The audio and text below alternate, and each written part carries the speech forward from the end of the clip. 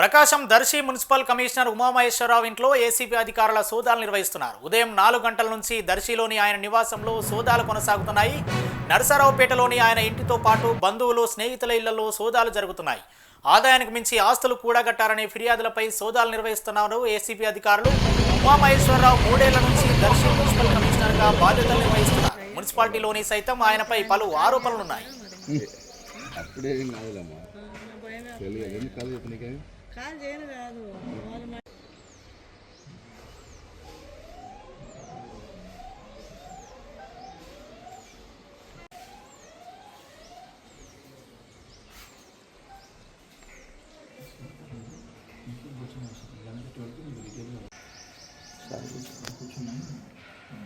sir